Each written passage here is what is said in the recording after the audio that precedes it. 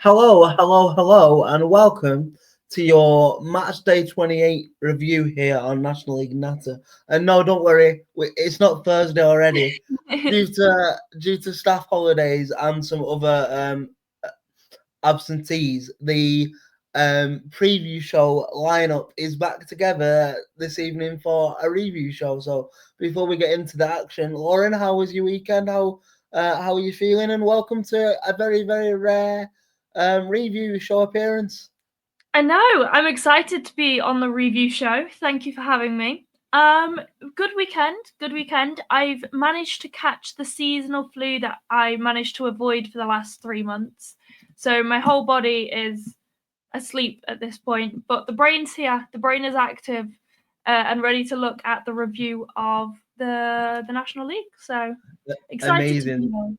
Hopefully, some remedy talking about the best fifth tier in the world will help. Oh, But 100%. before we get involved in the actual results over the weekend, I think it's important to mention some breaking news coming out of the division probably in the last 45 minutes to an hour that Andy Whing has left Solihull Moors to become League Two side Barrow manager. Now, this one, I think the timing of this one surprises me a little bit, Lauren, because I think what Whing has done at Solihull Moors over the years has more than warranted an EFL move. But I think it will sting a lot of Solihull Moors fans to do it mid-season. Especially when if you look at that table now, they've still got many people would probably say a solid shot at the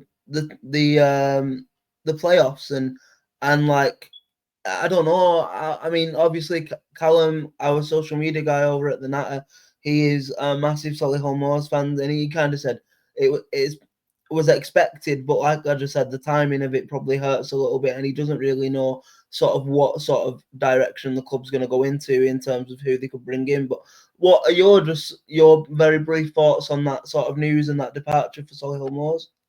Yeah, I think I'd agree with most of that in the sense that he's done a really fabulous job at Solihull Moors and does deserve to have that chance at the EFL. I think, like, looking where they are, obviously they're seventh in the table, and there are teams below. Rochdale and Halifax do have a shot of kind of wiggling their way back in there, but I would have thought you would have stuck it out till the end of the season because you could, in theory, have under your belts like another playoff campaign or whatever, on your career sort of timeline. There's Yeah, another I've guided a team to the playoffs like on there.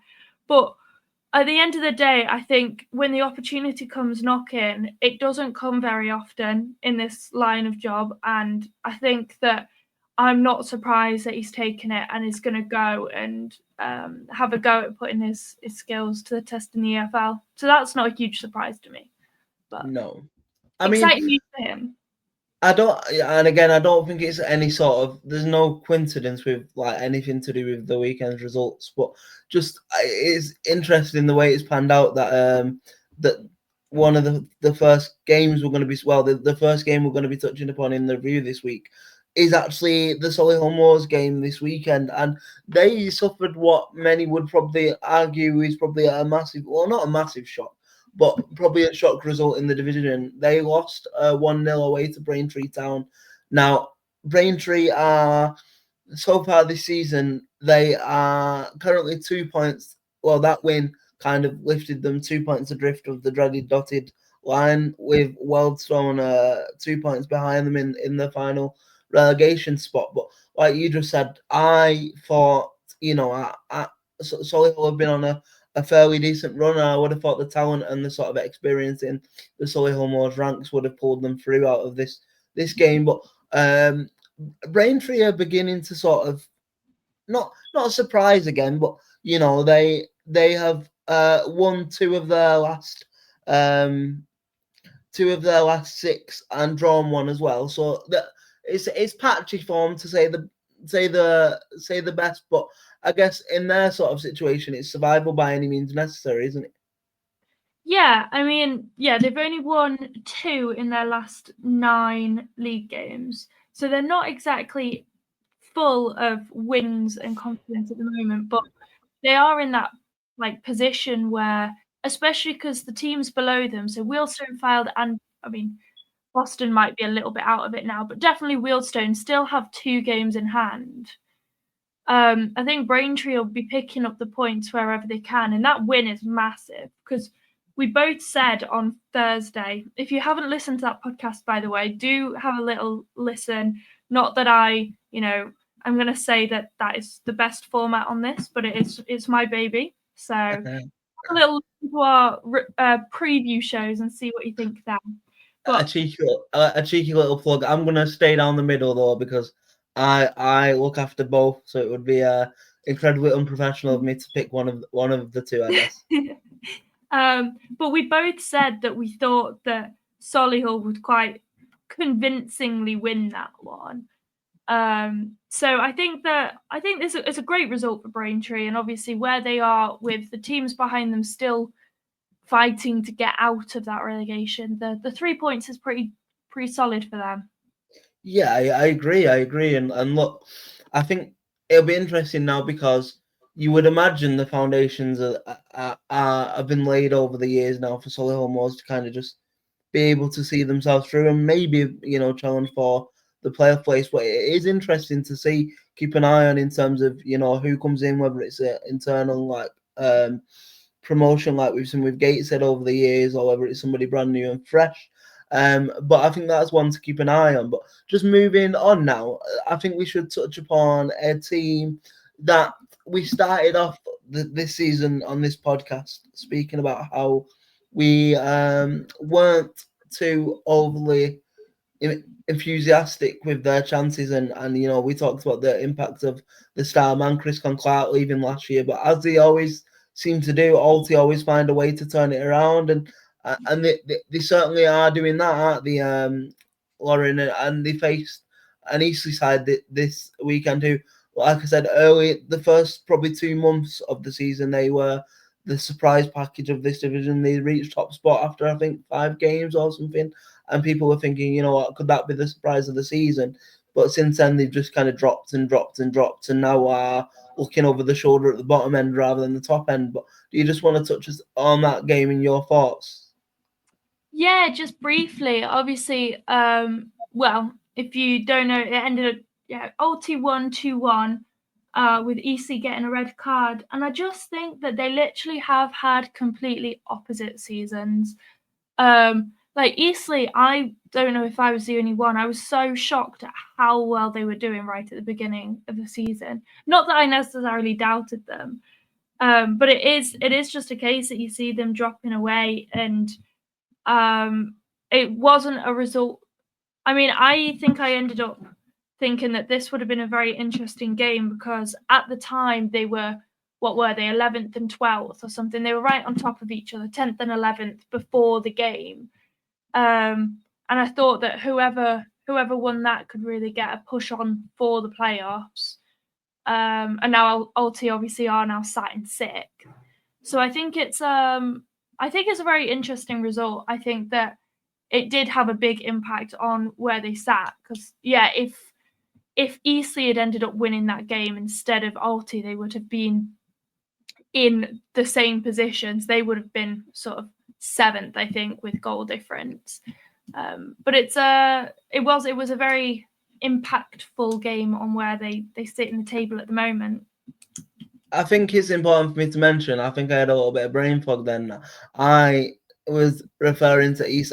For some reason, I thought Eastleigh were on a lot worse form than they actually have been in leading up to this point. I think it's because a couple of weeks ago, they had kind of like a period where they completely nosedived and they were sat in like 15, 16, 17. So they have actually found themselves away from that danger now. But I think they have just been too inconsistent to sort of maintain that playoff charge, really. And I think you're kind of showing that. And, obviously there was a red card in the game to the centre half as well, which is never going to help the cause. But in terms of Alty, I think it's a case of, we said this last year about some teams, and we'll probably say the same next year about some teams as well. But I guess you can never really write off any teams in this division too early, can't you? And we never seem to take our medicine, do we, Lauren? No, not at all. But hey, it gives people reason to interact with our Yes, exactly. interesting takes.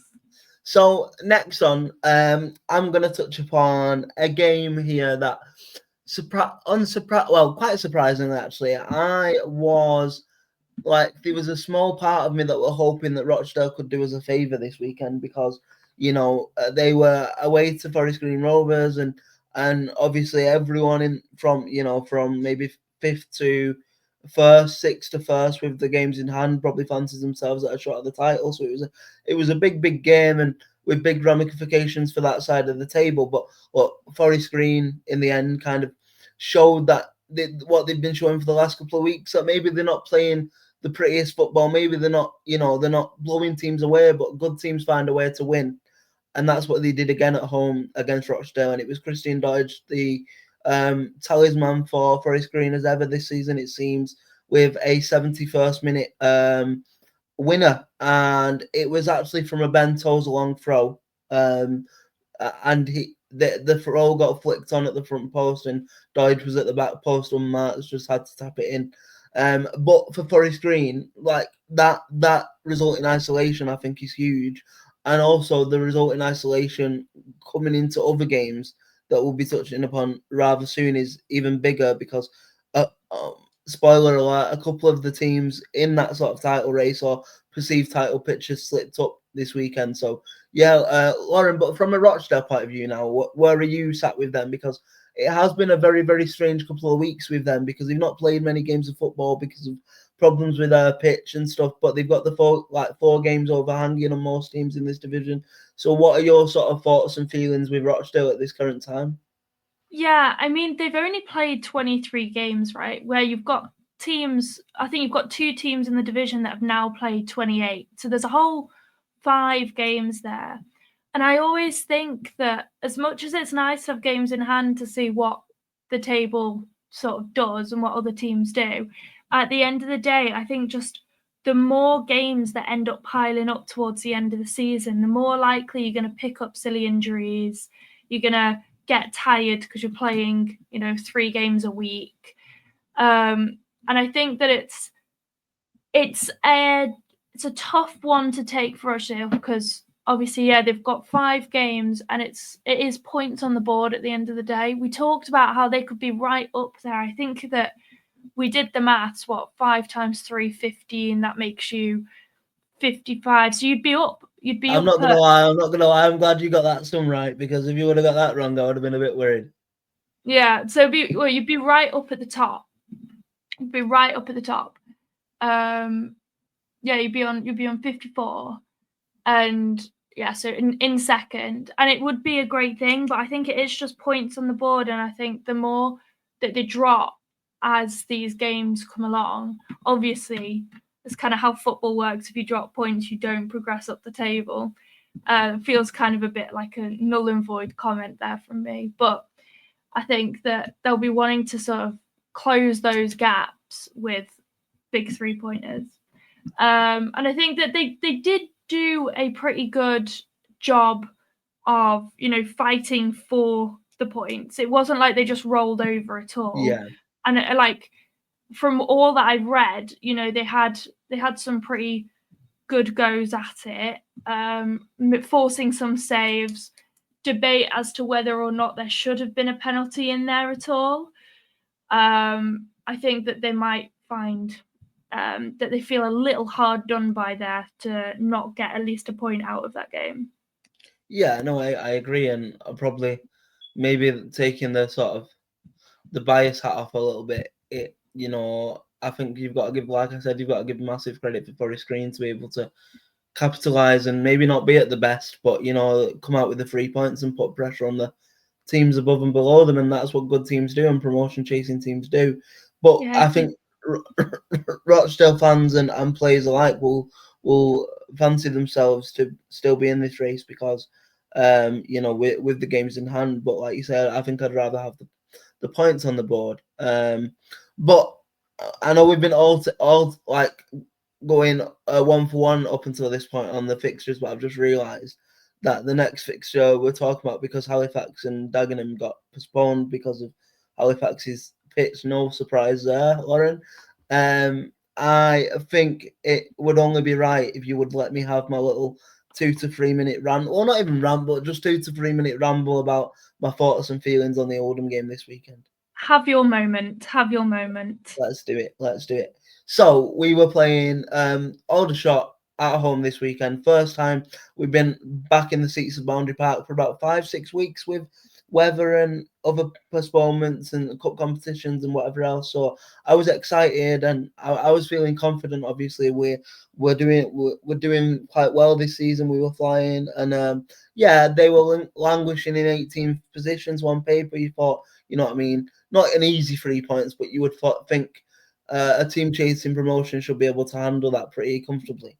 But like we said before, and we've literally said on this podcast already, you can never count anyone out in the National League. And look, Oldham took the lead on the 41st minute thanks to a Manny Month header, who arguably has been one of, if not the best player for me in an Oldham shirt this season. Just absolute man-mountain of a centre half. Like, you know, he's just got all the attributes you need: the strength, the speed.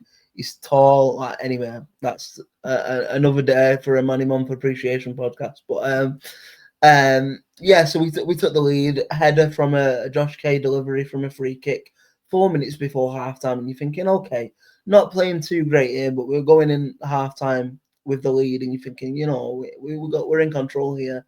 And then I don't really know what's happened. Like, 2 goals in the space of 4 minutes, and carbon copy goals as well, Lauren. I don't know if you've seen them yet, but basically, their first striker has headed the ball backwards to their second striker, running in on Matthew Hudson's goal, and in the space of 4 minutes, Hudson got chipped twice for 2 goals in the space of 4 minutes. Our defence partied like the Red Sea in 2 occasions in 4 minutes. You know, it was pretty crazy, and like that just completely knocked the stuffing out of us. So when we really should have been going in on the break at 1-0, we actually found ourselves going in 2-1 behind, and at that point you're thinking, because to be honest, and even Aldershot fans were saying on Twitter, I don't know whether you're reading, but even Aldershot fans were saying at halftime, I don't know how the hell we're winning this game, but thank God we're winning it, because they didn't do anything other than them 2 shots on the 44th and 45th minute. It was unbelievable. It was one of them. I couldn't really believe what was going on. And then second half, obviously, we had to come out, push a bit more forward, go for that equaliser, and we got a chance of the we were pushing forward, and then there was another defensive lapse at the back. Jacob Priest, our left back, who is a wing back, so he was attacking, and then he lost the ball, so he ran back with his pace to try and atone for his error and tackle at the edge of the box. But his tackle inadvertently landed to the lad, I forgot his name, but the striker, Aldershot striker, to give him a hat trick. Basically, Caprice assisted the Aldershot striker for a hat trick. It was unbelievable seeing. So by the 51st minute, we were 3-1 down. I'm pulling the very little hair that I've got left on my head out at this point, and I'm thinking, what is the point? And then, believe it or not, it goes from bad to worse, because on the 61st minute, Josh Lundstrom gets taken out in the box for an Oldham penalty. Now, Mikey Fondop has the ball in his hand, and then whether he's had a signal or instruction from the manager or whatever, but he's given the ball to new man making his debut for Oldham this weekend, Lee Walters, new striker, maybe to get him on the board early and hope the confidence and the goals flow. Maybe that was the idea, but the keeper saved the penalty and pushed it onto the post. So at that point, you just knew it wasn't going to be our day. And look, it's one of them games. I think it's a hard one, because on paper you would say, if you want to win a league title, you've got to beat teams like that. But also, I'm still fairly confident that we can finish strong enough to at least put up a fight for the title. I definitely think we'll. I don't see us not finishing in a playoff position. It's just a case of whether we can push on for that title. I think, it was just one of them games really that kind of can happen and can catch you off guard. But we hadn't probably enough chances to score 5 goals. I think that was the most frustrating part of the day, really. Yeah, I mean, it's always such a pain when you're the dominant team and you just feel like there's nothing more you could do except from actually get that finishing touch. Maybe And defend a lot better. yeah, well, that's the other thing. That is the other thing. But we both said before this game that we thought Oldham were going to get this. As much as I didn't want to go against my shots, we both thought that there would be an Oldham win. You know, back at Boundary Park, give it a good go, give it a good show, and it just wasn't meant to be in the end, really. But at least on the shots half, it's exciting to have a nice little hat trick within less than 10 minutes if you look at if you forget about half time. But yeah, it was, you did a pretty good comprehensive job given you were actually there. Yes. About talking about the game. It was one of them that I felt like I wish I wasn't there, but unfortunately I was. One of those days. Moving on, Lauren, do you want to take us to another team that was able to capitalise on Oldham and a few other teams' failure to capture 3 points this weekend? We already spoke about Forest Green being in that battle, but do you want to touch upon Southend Barnet, please? And actually, obviously, you can do the way you want to, but also I do want to. I know we talk about it very briefly sometimes, but I'm getting a little bit worried, a little bit twitchy for Southend as well, if I'm being honest. I don't know what your thoughts and feelings are around them at this point. Yeah, so obviously Southend played Barnet. Southend were at home. Pretty decent attendance, actually. Nearly 7,000, just shy of, which is, got to love a good attendance. But I mean, Barnet were pretty just in the end pretty solid, ending up winning 3-0 after 2 goals, and then so they had 2 in the first half. They had one about 24 minutes, and then something given as an own goal. Although it was a cross that came off one of theirs. I haven't seen it. I haven't seen whether it really, is a bad own goal or just a sort of, can't really move out of the way in time. I haven't seen it personally. But going into half time 2-0, feeling pretty strong. And then getting that final seal about 74 minutes in, with a nice header. So that was a brace in the end, for the Barnet boy. But yeah, so Nice Barnet will be happy with alliteration that. there. Huh? A little Barnet boy. What Little can I Barnet say? boy. That's the I was about to say it's the A-level English coming through, but I didn't even do A-level English. That's like You can tell she's got flu brain. Yeah, it's like 5 years ago that is, but no, so obviously we've mentioned briefly that, York ended up dropping points this weekend. So Barnet will be happy that they've sort of capitalised on that. Obviously, they've played a couple more games than that, but in second, winning, keeping just 1 point behind Forest Green, which obviously also helps with the whole mentality in that title race. Obviously, if you start seeing a gap form between you and the current leader, you can find that it's harder to sort of get yourself in that mode of we are chasing for this, and it is possible. So I think that Barnet will be really happy with that, and obviously it wasn't just like a scraped out win, it was a convincing 3-0. When we're talking about Southend, I don't know if I'd go as far as to say I was worried about them. Look, they're sat in 14th, which obviously isn't a brilliant place to be in the league. You are sort of almost, not quite, but almost slap bang in the middle of the table.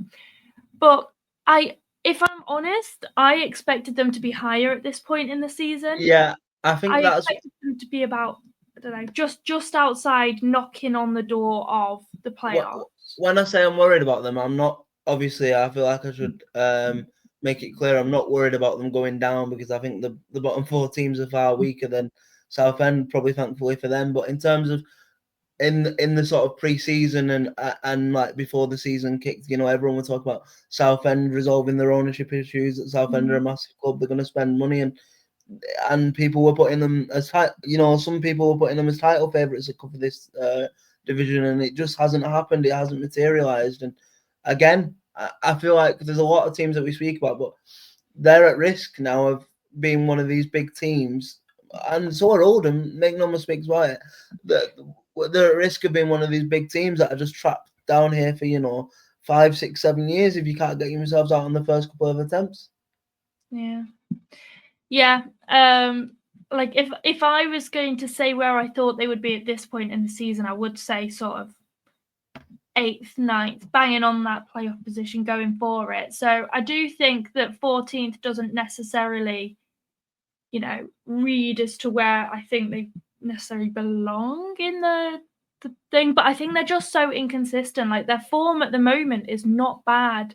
Last 6 you've got 3 wins, 1 draw and 2 losses, but it's just a little bit too inconsistent at the moment. And obviously it's better form than they will have had further on in the earlier on in the season, but I still think that just at the moment, I think that they're very comfortably a middle of the table team, and I can't really see them going up or down from there, really, unfortunately.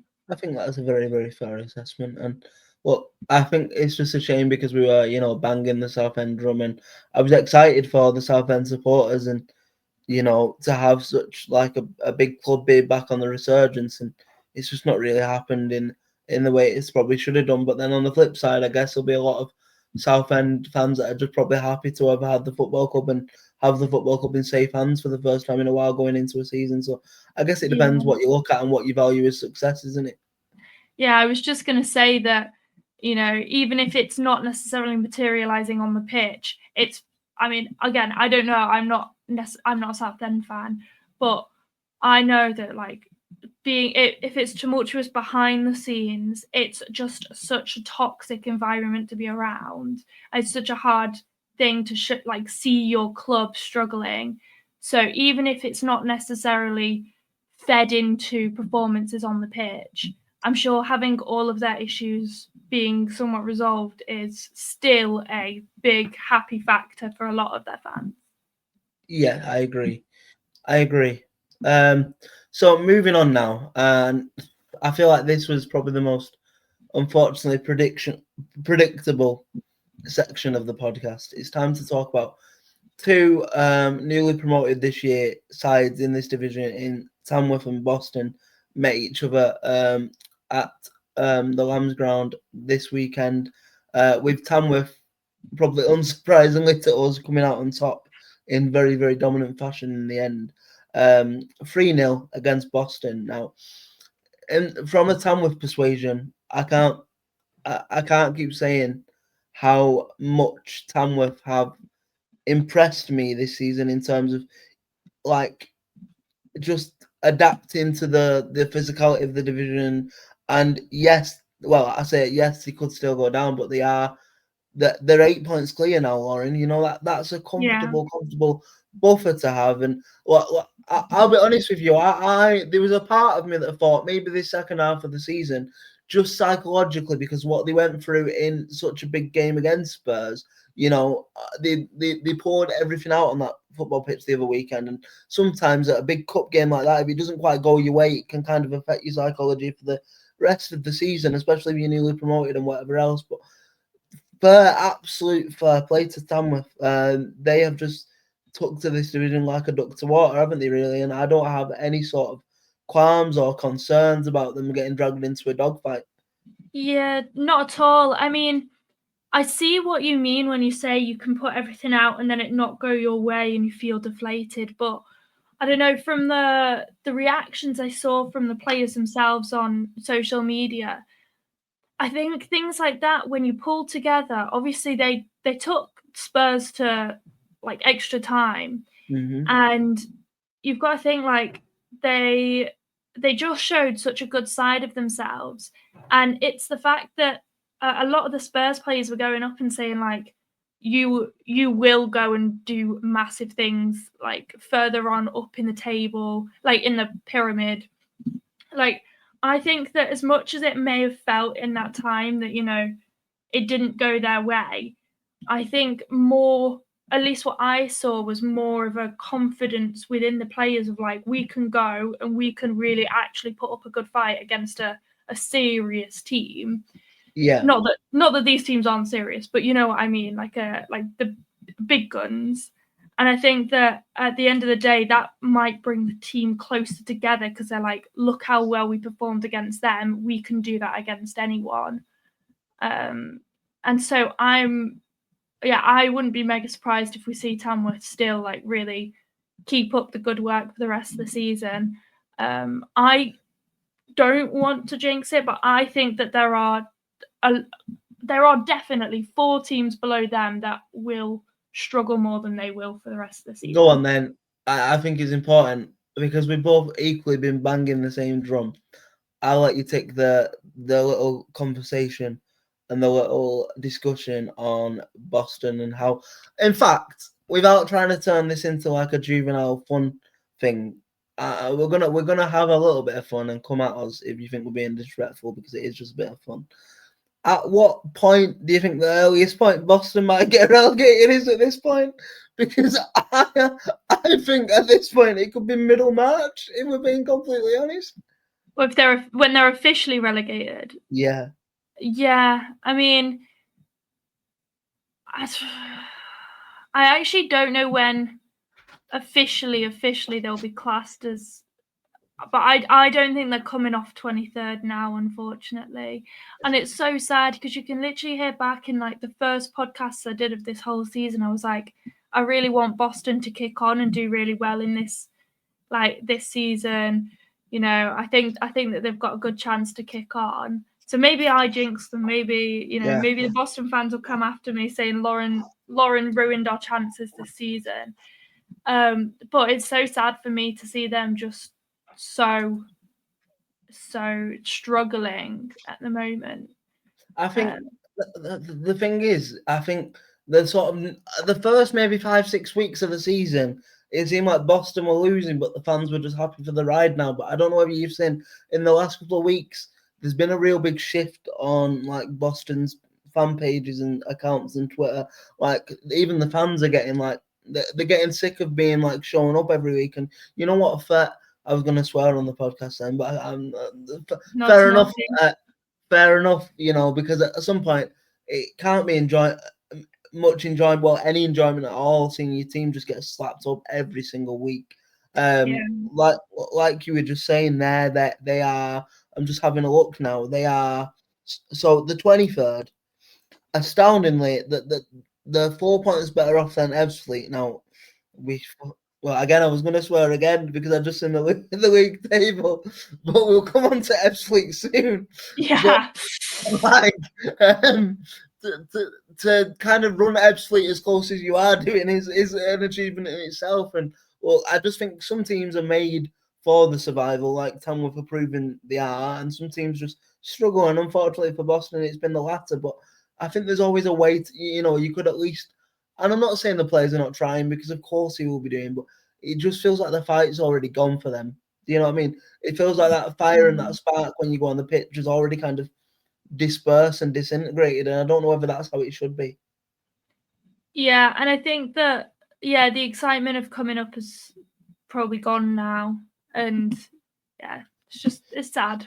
It is sad, but so come again next season. Give it yeah, exactly. Maybe a little bit more competitive back in the south next season. Would it be south or would it be north? Boston's like Lincolnshire way, isn't it? So it'd probably be north, I guess. Yeah.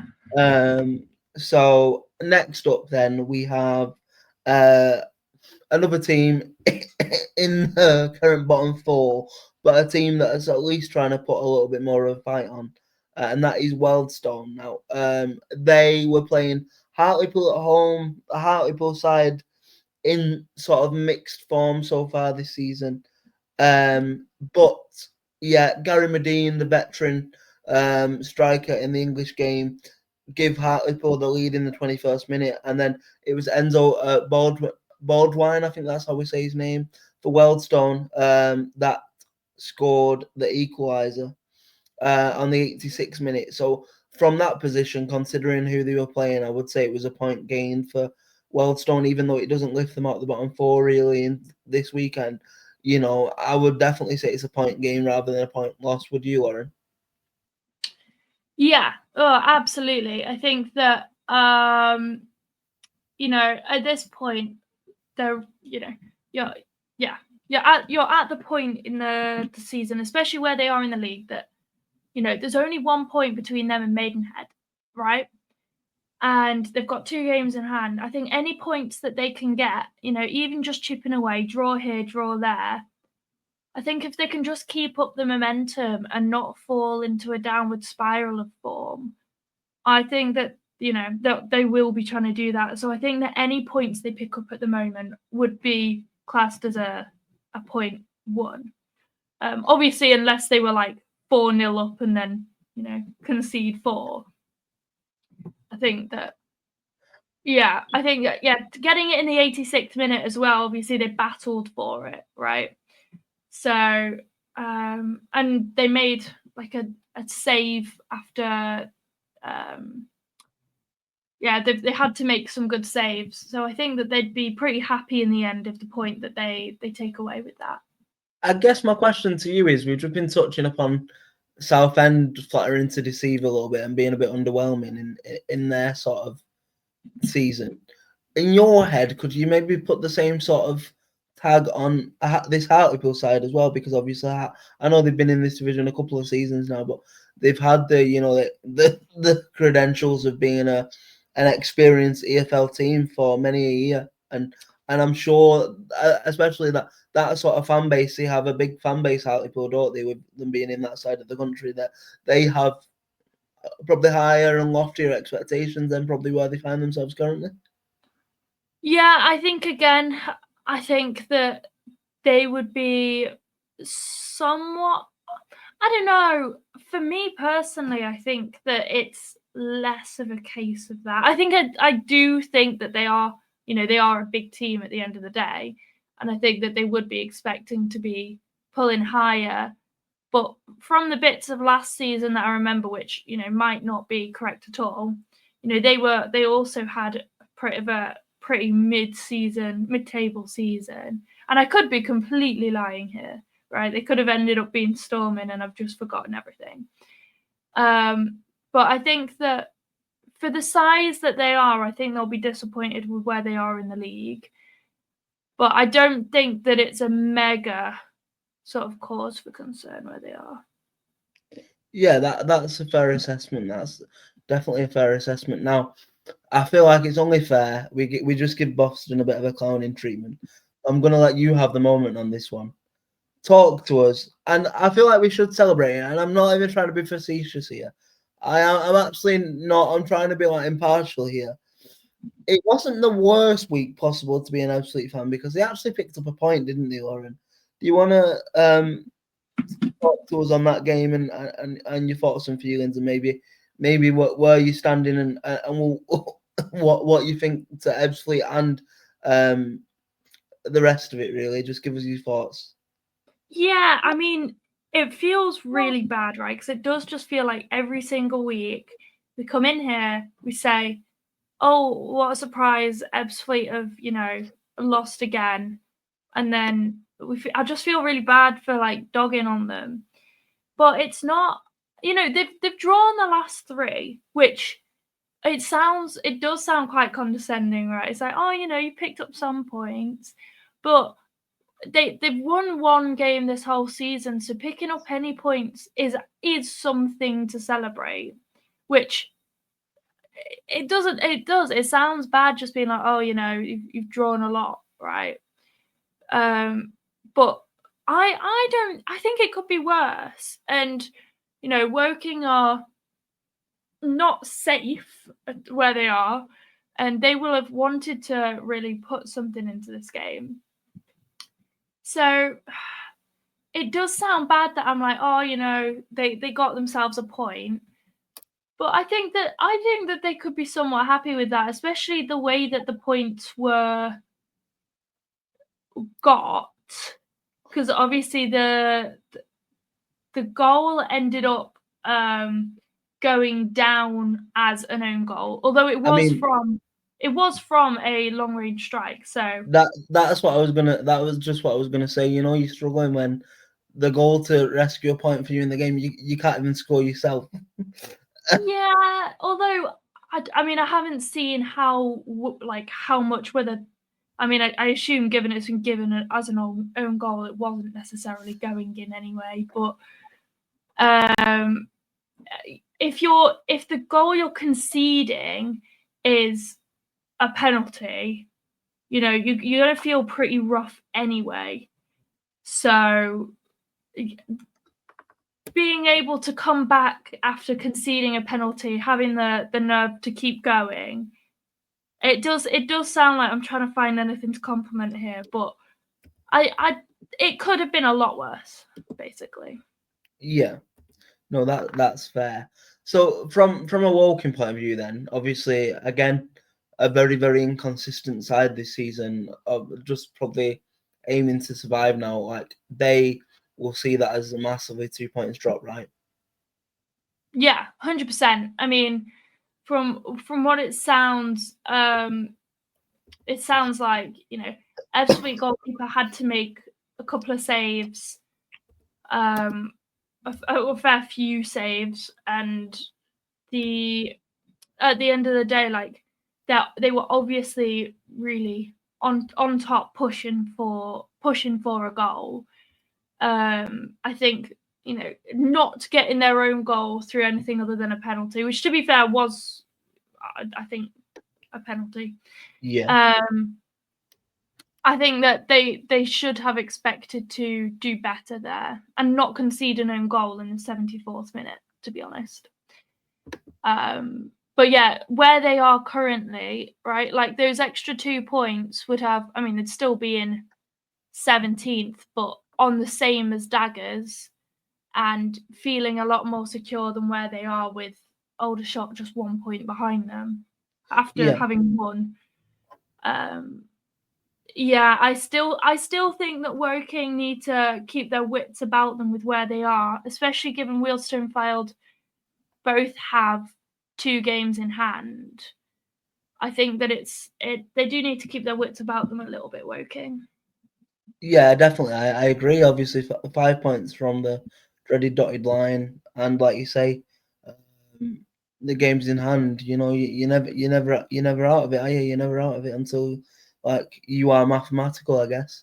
Yeah. So moving on now, then another team that kind of I feel better for when we're talking about Oldham not capitalising on probably the big result of the weekend, depending on how you see it though, because it was Sutton versus York this weekend, and coming into this game, Sutton fans might have believed they could have caused an upset because they were coming into this game off the back of 3 draws, so they could, you know, technically they were 3 unbeaten, but they raced into a 2-0 lead against York, and I'm there at Boundary Park thinking, oh my god, it's on. You know what I mean?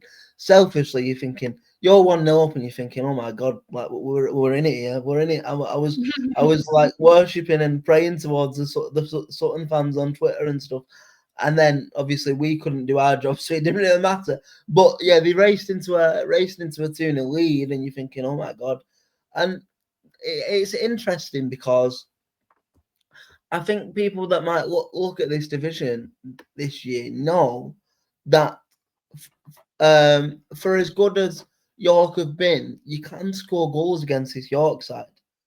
And, you know, you just need to show a bit of bravery and kind of attack them and, you know, like go for them and not really show them respect. And I think you can get to them, and Sutton proved this.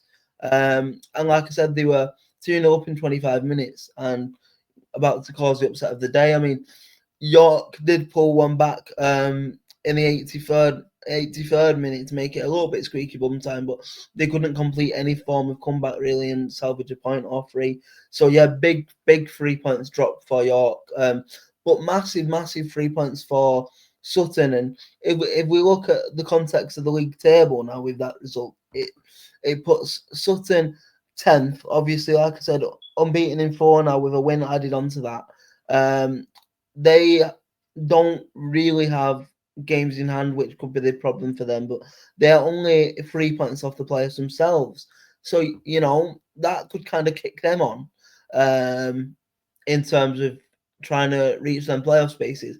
In terms of York, I do think it has to be seen as a result in isolation in terms of, they are doing really, really well. However, they have lost 2 in the last 6, Lauren, so maybe a little bit of doubt is beginning to creep in ever so slightly, because York, out of everyone in them playoff places so far, York are probably the least experienced in the terms of last year. They were scrapping for the lives, so you know what I mean. They're probably not used. They're probably not. They haven't had the psychology of being in a promotion race or a playoff race or whatever it might be up until this point. So yeah, I just wanted to get your thoughts on it really, and obviously we'll touch upon it at the end. But there's a big game with big ramifications coming up on Tuesday night as well to do with York.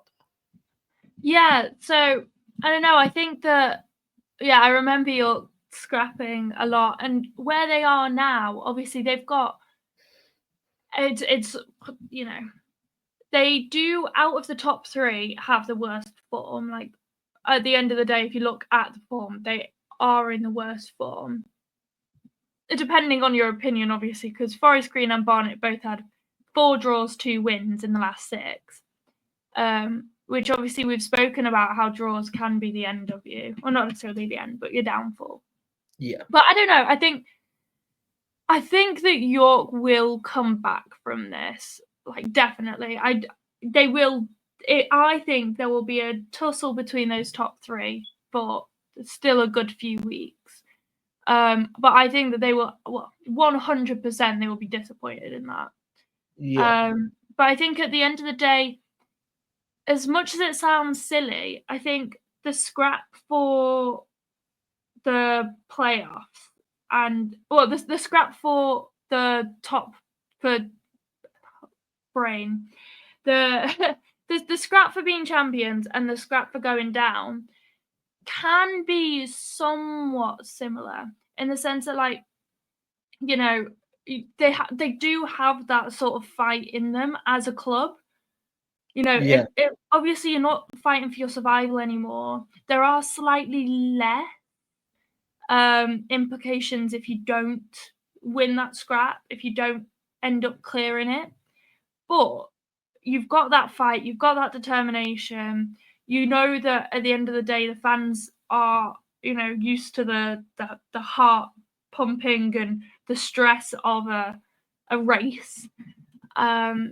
I think, even though they might not be used to battling at the top, they are used to being a strong battling side. So I don't think it's necessarily going to impact them too much.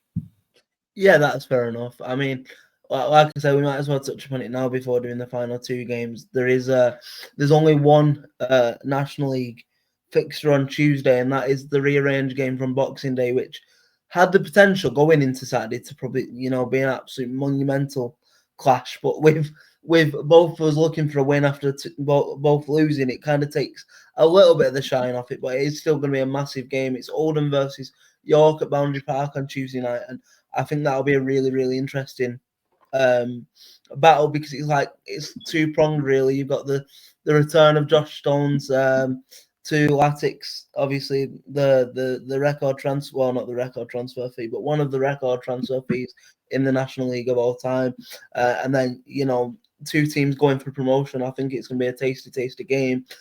So yeah, there's that to come. But yeah, I think we should, to finish off now, we should do the final game of Saturday and then just very briefly touch upon Friday's game. And that won't take very long because there wasn't a lot to really report from that game, if we're being honest. And then I'll do my podium and then we'll finish. So perfect. So Lauren, do you want to take us into the last game of Saturday? And it was a big scorer at the bottom of the league table. We had Maidenhead against Fylde. Obviously, Fylde, I mean, from what it looks like, Did Maidenhead come out of the bottom four because of this game? So yes, I think mathematically, yes, they will have done. So yeah, they swapped with Wealdstone, didn't they? I think they did. So at the time, it was 21 versus 22, and it was Maidenhead. Yeah, Maidenhead Fylde, and Maidenhead just ran riot in the end, didn't they?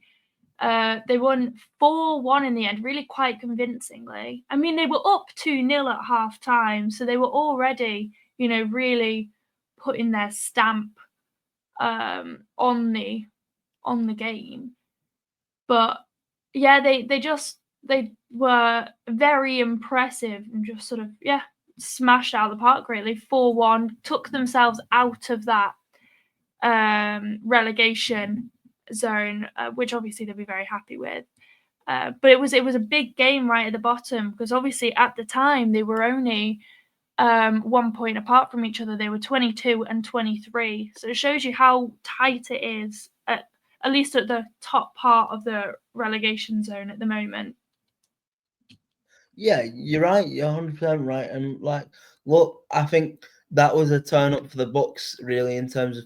I thought we always kind of say going into the games at the top and the bottom with teams involved in both, you kind of expect really a cat and mouse, kind of showing in them type of games. What Maidenhead thought, you know what, forget this. We're going to come out. We're going to show our firepower, and they blew Fylde away really. And we talk about the psychological effects. That could be massive for both teams in terms of.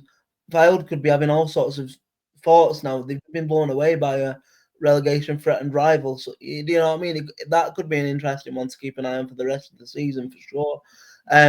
But now, coming towards the end of the podcast, what I normally like to do is, because I don't really like talk about nil-nils because there's not really a lot to say, I always tend to put that on Chris, because he seems to have an incredible knack to be able to waffle about a nil-nil draw. But unfortunately, Chris is enjoying himself in Milan right now. And considering Lauren did the last one, I think it's only right that I take us into the 0-0. So, with that being said, there was a game on Friday night in the National League this weekend, and it was Yeovil versus Gateshead. And like we were saying before, this game, I think, had potential, I would say, to deliver more than it did, because, if Yeovil would have won, they would have started the day level on points with the playoff places.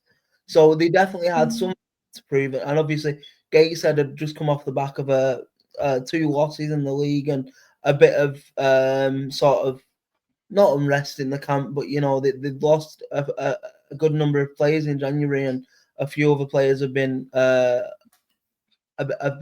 kind of unsettled, Regan Booty mainly. So Yeovil definitely could have capitalised, but in the end, it seemed like neither team were too bothered about losing the point, and it just ended 0-0 really. And it's a hard one to say really who that point suits better, because it puts Gateshead 4 points clear of us Oldham in 5th to 4th, but obviously we have the 3 games in hand, and it puts Yeovil still only 3 points off the playoffs. So I think if you look at it like that, it's probably a better point gain for Yeovil than Gateshead. Would you agree with that, Loz? Yeah, I probably would. I mean, I don't think it was a game where necessarily any result would have been disastrous for either team, if that makes sense. I think if one of them picked up a 3-point, it wouldn't have been absolutely season changing. Not that doesn't mean that points change the whole season. That's kind of exactly what it's made for. But I think that both teams will be happy enough with a point. I think that shifting Yeovil and keeping them on the chase for the playoffs is possibly slightly better, but I think they'd probably both be relatively happy with taking a point home from that in the end. Yeah, I agree. Sorry, I was just looking away because there was some breaking transfer news as we were doing that last segment. Oldham have signed yet another AFL proven midfielder in Tom Petty from Cheltenham on loan to the end of the season, and it makes sense really because we have quite a lot of injuries in midfield. So yeah, yet more experience in the Oldham squad, especially ahead of the game tomorrow. So yeah, interesting one. But to bring us to the end of the pod, basically what me and Chris normally do is we do a podium feature, Lauren. So Chris normally picks bronze. Oh, sorry, Chris picks silver. I normally do bronze and gold, but because I know it's your first review show and you've been doing a lot of last minute research because you didn't know you were going to get the call till late, I am more than happy to do the podium for myself if you want, and you can just tell me if you think the good choices or not, I guess. Okay, let's do that. So in bronze position, I'm going to give it to Forest Green's Christian Deutsch just because he helped his team get a vital 3 points and capitalise on other teams slipping up this week. And obviously, he's a fantastic talisman in this division. And yeah, so he gets bronze for me. Silver for me is the man that scored 2 goals for Tamworth in their big win over Boston.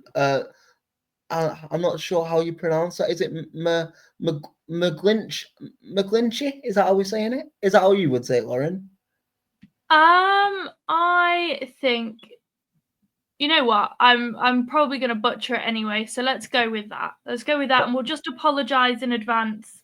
Well, yes, and afterwards, apologies for any mispronunciations that ever happen on this podcast. Exactly. So he is going into my silver spot, and then even though it hurts, I think I've got to give the man that scored a hat trick at Boundary Park the gold medal position, right? And that is Mr. Barrett with a, like you say, a 7-minute hat trick to put Oldham to bed at home this weekend. So yeah, that is my podium. And with that being said, unless you have anything else to add, Lauren? No, just thank you for having me on the review show. As far as I can remember, it's my first one, or at least it's my first one in so long. I was gonna say I'm something points in my head that we've done one together, maybe. But it would have been weeks and weeks and weeks ago. So thank you very much for blessing me with the opportunity to come on the fabulous review show. I am very grateful. Amazing. I'll cherish this memory forever. Amazing. And with that being said, I think that's the perfect place to bring the review show for Matchday 28 to a close. We've been National League Natter. Me and Lauren will be back for a third show on the trot. You can't get rid of us this week on Thursday to do a Matchday 29 preview. But until then, we'll see you in the week and see you soon. See you, everyone.